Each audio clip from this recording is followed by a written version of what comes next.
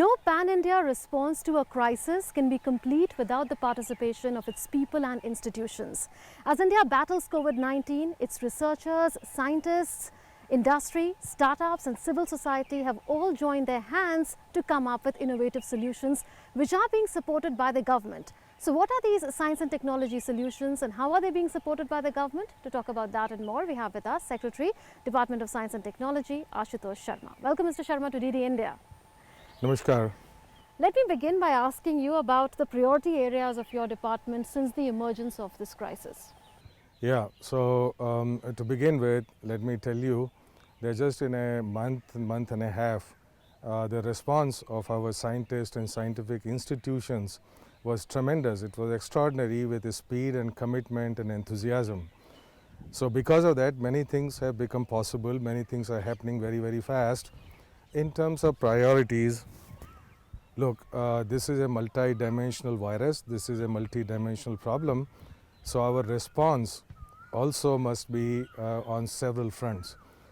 So in fact, today I counted 11 different fronts on which there is war going on through science and technology on the virus. The first one is related to our understanding the basic science of virus. How does it affect us? What are the pathways of transmission, the biochemistry, the biophysics, the pathophysiology of virus, as well as modeling and simulation related to predictive things that could help us with planning and decision making. So that's the basic science pathway, and so there is about 25 projects that are being funded in that direction. Fair enough. Which would tell us many things because, as I said, there are many mysteries about the virus. For example, well, how long does immunity survive after you are infected? Even that's not very well known because that's very critical for any kind of decision making. So the first pathway is related to our basic science understanding of what's really going on out there. Also in terms of making better therapy, making better diagnostics, making better vaccines and all that stuff. The second is that we clearly, very quickly need more things, for example, testing kits. Now there are several companies that already have manufacturing of these kits, but they have to scale it up very quickly. So that's where the government support is needed. So for example, a company in Pune was making 10,000 kits a day for PCR. Now they ramp it up to 30,000. We want them to go to 1 lakh kits per day. And so with the support of Technology Development Board, that becomes possible. Absolutely. So you've told us about RT-PCR kits perhaps. So tell us about more of these novel solutions that various startups, industry, academic institutions, research institutions have all come up with, so and how a task force was initially formed by your department to map technologies. Yeah, so the third front is getting to startups that have young people, energy, new ideas. They can roll up their sleeves and do things very fast. So we did the mapping of about 700 startups which are relevant for this. They have some solutions to offer. And then we look at, are they ready with a product? If they are ready with a product, then we are supporting them to very quickly get it into manufacturing. And so these products, they are all over the place. They could be ventilators, both the kind that you use in ICU, but also the ones that you use outside of it. Let's say even in the home setting, whole lot of people might require some support outside of hospital setting. So different kind of ventilator designs, inexpensive designs, efficient designs, designs for which you don't always need a doctor to be there. So some of these ventilators, they may cost 15,000 rupees. A real ventilator in ICU, the invasive ones, they cost about 6 lakhs. There are also designs for ICU ventilators that would cut the cost into half. So instead of importing them, we get the same functionality, same efficiency, but perhaps the cost would be just about half. So startups are able to offer us all these advantages. And so there are many things related to, for example, making new kind of mask, which are based on very creative ideas. So even the masks which are made of 3 layers, if we use right kind of fabric, they generate some charge there. Okay. And so this charge actually kills viruses and bacteria. So it's not a antiviral coating, it's not a chemical, but just playing with physics, great idea. There are also all kind of antibacterial, antiviral coatings which are coming through. Some of these coatings are for different surfaces. So you want to have coating on masks, but on fabrics, plastics, the surfaces that we deal with every day. Also the So there are surfaces. really a whole lot of innovations, and perhaps the list is endless in a sense. But you also spoke about the funding a part of these technology solutions. What is the kind of funding that has been allocated already by your department, and have regulatory approvals also been fast-tracked? Yes, both of these fronts very important. So the first thing here is that we set aside about 200 crores to support startups, to support industry for scale up, as well as for basic science studies. But as we go forward, this was done in a very big hurry in about 2 weeks. As we have more need for new things, I'm sure that the resources in terms of funding would not be a problem. It must be something relevant for COVID-19 solution. It must be something which is effective. It is something which we manufacture here in scale. So looking at all of these things, if more resources would be needed, we would certainly get more resources for it. So at the moment, we have this kitty of about 200 crores. And regulatory Planning. approvals have been fast-tracked as well? Yes, absolutely. So everybody is working together. Some of this is done by ICMR. Some of it is being done by DRDO. Some of it is done by Ministry of Health. So there are these different committees that look at, for example, ventilator. All of this is fast-tracked. So anybody, any startup which is now ready with a good solution, they would just go to this committee, and in a manner of few days, if everything is found okay, then one would get the approval. So all in all, can we say, Mr. Sharma, that there is a seamless collaboration that we are seeing between producers of knowledge like academic institutions and R&D institutions on the one hand, and those that are using this knowledge like industries, startups for scalable tech solutions that can be commercialized, and is your department playing an enabling role in that? Yeah, absolutely. I've always said that, look, there is our science, our scientists, all of them are very empowered. So we have very good infrastructure in science. We have brilliant scientists. Now all of them, they have a purpose. So with this purpose, they come together to work together and come up with solutions which are required. And this happened so fast.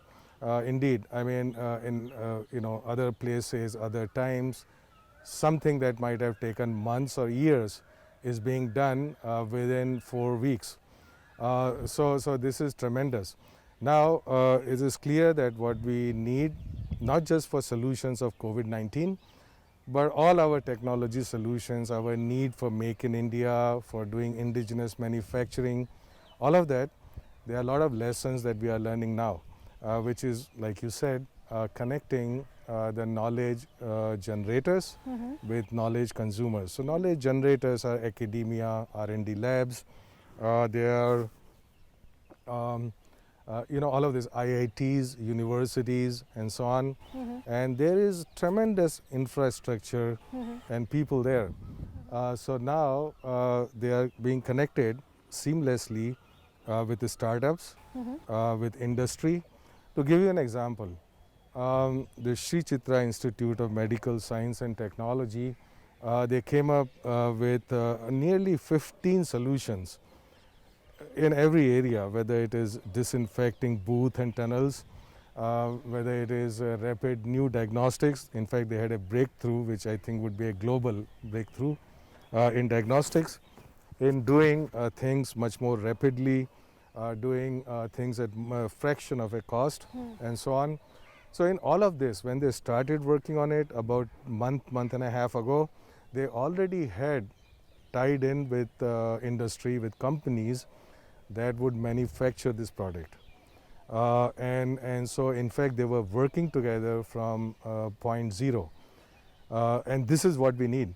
So basically what we need is the push coming from knowledge generation together with the pull which is coming from the industry. Okay, so that is one of the learnings that you're building on, you are telling us. From the research perspective, what challenges does this virus pose? Because little is known about it. It's a new virus altogether. So from the research perspective, what are the challenges that you see?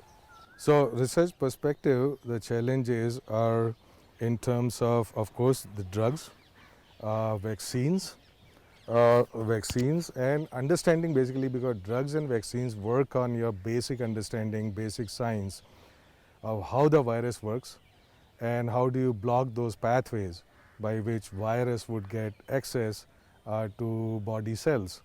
And so there are many different ways that you look at it, and so this is the basic information that we need, and people are working on it, of course, in India, but also remember, science is global, technology may be local, and so we need relevant, appropriate technology that works for us. But scientific things are rather global, and we work together with many other nations, bunch of scientists and so on.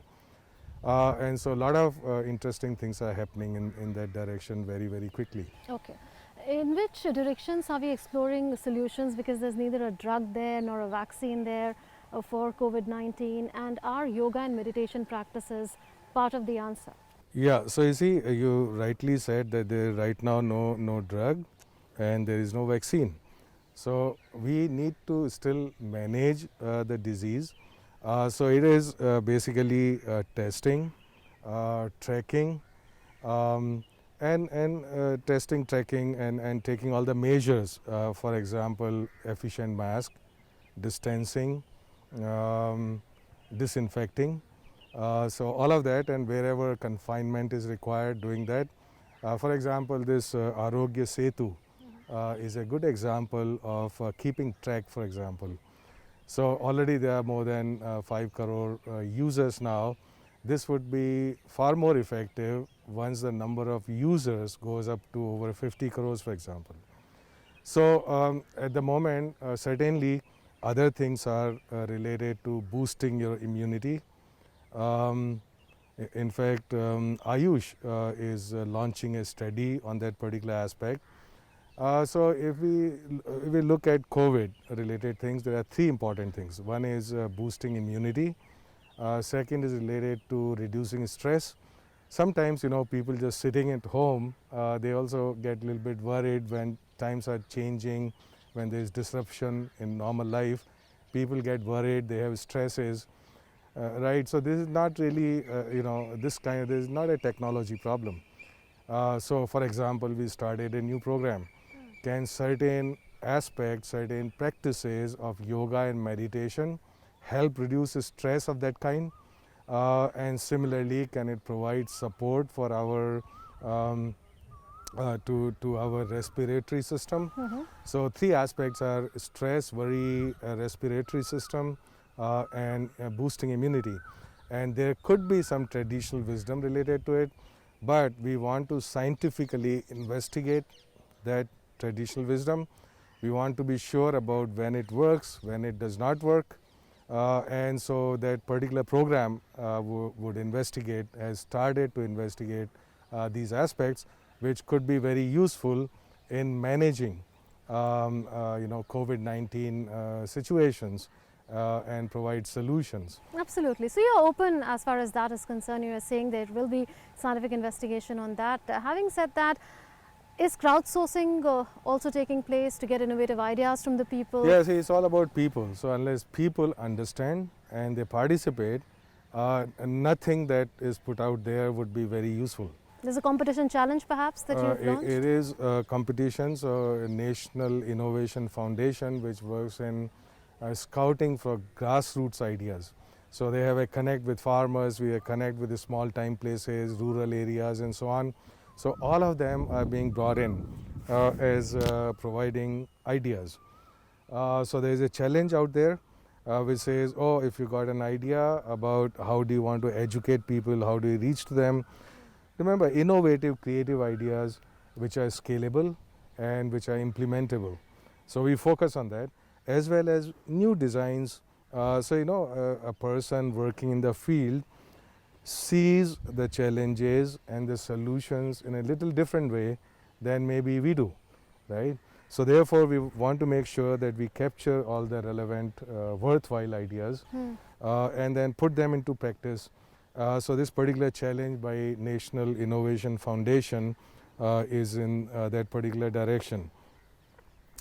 And also, it's very important not just we get ideas, but we get ideas to the people.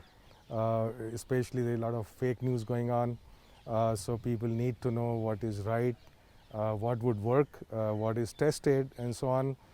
So all of those things have to be reaching people for them to make right decisions. Are sections of society also supporting you by way of manufacturing and distributing face covers or masks and even hand sanitizers? Yeah, so one of the fronts, of the 11 fronts that I talked about, one of the fronts is working with NGOs. So there is, in fact, right now there are 30 mid to large size NGOs which have been activated for this, and they are working together. They are doing several things. One is reaching out to people with right information. They are also training the trainers to make, for example, masks, to make disinfectants and distribute them. But a single NGO is not the answer for it, given the size of our country. So basically, their major job is to train the trainers so that this can become very widespread. Some of the stuff they make themselves, so their target is to make 5 lakh masks this month and distribute it. But even more important, to get maybe thousands of other people, train them how to make these masks. So this can be done at a scale. Certainly participation of NGOs is very critical. Participation of self-help groups is very important, and that's happening. So point again that I would repeat is that this is multi-dimensional problem, and we have to bring all our resources, all our different approaches to bear on it. Absolutely. Earlier while talking about technological solutions, you spoke about how there is attention that is focused on ensuring that surfaces can have antiviral coatings which are long lasting in nature, because a lot of transmission is happening through surfaces. Correct. Is there a special attention being focused also on disinfecting hospital spaces? I'm asking you that because as per a study in Wuhan, 50% of the patients that died also had secondary infection, and we are aware that in the 1918 flu pandemic and the 2009 flu pandemic, many died because of secondary infections than they died because of the virus. That's a very important point, because a lot of infections are acquired in hospitals and confined spaces especially. And so there are many good technology solutions which have come up, and many of them are getting into manufacturing. For example, these robo-like trolleys which are remote controlled, so which would go in there, and they are designed in such a way so that the ultraviolet light of a certain wavelength and intensity is able to reach all the nook and corners of the hospital room, the bed, and the medical equipment, so that all of them could be sanitized very quickly. There are many other technology solutions. For example, these little tunnels that you walk through in 5 seconds, maybe use hydrogen peroxide mist at some level which is maybe 100 times smaller than the safety limit. So it's perfectly safe, and it's also very efficient. Its efficacy has been tested. So these are some of the solutions in terms of sanitizing spaces and surfaces. But there are also coatings that one can put in there, which for several months would remain active in killing viruses and bacteria and so on. Okay. There's another very interesting solution I looked at recently. Look, what happens is the first principle of controlling pollutants is to control them at source. Once they get in there through chimney, then they're all over and they can't really control them. Similarly, the patients which are there, we know that some aerosols issue from their mouth and nose and stuff. If you control it right there, then it's not going to spread. Now to control it right there is very simple. if you have a little kind of personal hood which goes by the side or by a little bit covering your face, and then you have a suction, negative pressure, so that removes all the stuff which is floating around, and this is actually coming up as a startup. So it's a very good solution. So secondary infection, you said, is very important, and indeed it is, and this can actually control that. Does India have a predictive model of its own? Because other countries do have. For instance, as per a study done in Singapore, it's been predicted that India is likely to have the last of the new infections sometimes in July, and for the world that could likely be sometimes in February 2021. But there's another study in the United States which says that this virus is not going anywhere for the next 18 to 24 months till 2/3 of the world population are infected and develop herd immunity. Does India have a predictive model of its own, and how reliable can something like that be, which is based on, say, AI or artificial intelligence algorithm? Yeah, so we should clearly understand that there is no model today which is 100% accurate. Certainly in terms of quantity, in terms of numbers. The major benefit of having a model is to be able to tell if I make a certain intervention, for example, lockdown of this kind, or a partial lockdown, or do whatever that I'm doing, what would be the likely effect of that on the spread of pandemic. So it is basically, while the numbers are predicted differently by every model, and there are tens of models out there. In fact, now we have funded about 20 different groups on modeling exercise, and some of them would be driven by AI, some of them use a lot of data, dynamic model, adaptable model, and so on, hierarchical model. But the point is, the models would predict only as well as the good information we have about the virus, the behavior of virus and the behavior of people. So, and also it's very hard for people to judge which model is working well, which model should we trust for decision making and planning. So there's certainly a problem the world over, not just India. So what we decided is, instead of each scientist doing his or her model, which is fine, which is good, it's driven by their individual brilliance, but if we get all of these people together, then we make what you may call a national model, which is more robust, which takes into account the wisdom of all the different people and remove all the weaknesses. So that's happening, and so I'm sure that this network, which has not been attempted anywhere else in the world, right, so I'm very sure that all these brilliant minds working together, 20 of them, maybe more, would actually bring a model that would be more trustworthy, would be good. We can trust the predictions perhaps more. Okay, so national effort on that count is underway, but is India also engaging in transnational research collaboration, for instance, with the Oxford University, which is already working on developing a vaccine? Right, and it's very essential that we do that. Because things like vaccine and drug discovery, they are not small things. They take a whole lot of time, they require a whole lot of effort, lot of human resources, tons of money, and so we certainly want to connect with everybody who is working in that area. You gave one example, there are several other examples that are coming up. In fact, DST launched a call with US scientists. And so those things are coming in. We want people to work together to reach a solution very quickly, an optimal solution that is scalable. So that's happening. But it also, there is an opportunity here. When we start working from the beginning with these partners, we also know that once the vaccine is discovered, that a lot of that manufacturing could move to India. Similarly, for drug. If a drug is found, a whole lot of drug manufacturing could happen in India. So where are we then in terms of a repurposed drug? Because the first assessment of the task force on repurposed drugs has zeroed in on 2 potential promising drugs, and at the same time a lot is happening in other countries. For instance, Favipiravir is one drug which China says is an effective treatment drug, and there is the United States which has already granted approvals for emergency use as far as Remdesivir is concerned. And if there is a breakthrough elsewhere, does India stand to gain?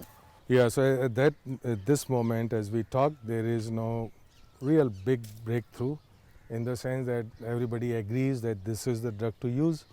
That has not happened, but there is certainly hope that this may happen. At the moment, experimental trials are going on, and some limited number of drugs have been allowed to be used on experimental basis in certain critical cases. So we just have to watch, wait and see how it's going to play out. To get the right kind of drug combinations, is India using supercomputing mission and artificial intelligence mission? Yes, so another group that we formed, look, last year we launched a very big program. It's called Mission in Cyber Physical Systems. And this mission is centered around artificial intelligence, machine learning, deep learning, robotics, Industry 4.0 and so on. So now we got 18 hubs across the country in most of the IITs, for example, and we get them all together and we said, look, this is your first problem, right? So work on, in a committed way on all the solutions related to COVID-19. Now, what are these solutions? Repurposing of drugs is certainly one of those things that is being attempted by AI, but also in diagnostics. For example, if we take this common smartphone and turn it into a listening device for like a stethoscope, so that anybody goes like this, looks at the murmur of my not just heart but also stuff coming from my lungs, and then that's relayed, that information. Those signals can be analyzed with artificial intelligence to tell, does it have signatures of the disease, of the virus in my lungs. Similarly, CAT scans and X-rays, they can be done very quickly and very cheaply, and this can be done. So you take the scan and send it over for diagnosis, and artificial intelligence program can tell that flat in 5 seconds. Interesting. A quick last word on whether the DST in some capacity or the other is working on a post-COVID-19 economic revival strategy with focus on what you are saying, emerging technologies, AI, data analytics, machine learning, robotics, and reducing dependence on imports and on Make in India. Yes, certainly. So that, so there's, like we were discussing, there are certain things we have learned now that we need to project in the future. Our way of doing science and technology, doing it with speed, doing it with connects with the industry and startup world from the beginning, to have a very clear direction and a direction for manufacturing and so on, and also working together. Look, typically, historically, the world over as well as in India, the model has been that of competition. Now we want the model to be cooperation, and I think people see value in it. So we are going to switch to cooperation model to solve problems, and so that's happening. As well as there is a white paper being put out by TIFAC. TIFAC is a think tank with DST. They had put out the Technology Vision 2020 under Dr. Abdul Kalam, now Technology Vision 2035. And this white paper actually addresses this problem about how do we do Make in India, how do we have a right kind of supply lines, how do we indigenize our technology, how do we manufacture at a scale. So all the technology inputs that get into developing India rapidly and at a scale Absolutely. is being done. So necessity is the mother of invention, and we've invented quite a few innovative solutions. Thank you, Mr. Sharma, for having joined us on DD India, and all the very best to you for your future endeavors. You had a great walk. Thank you.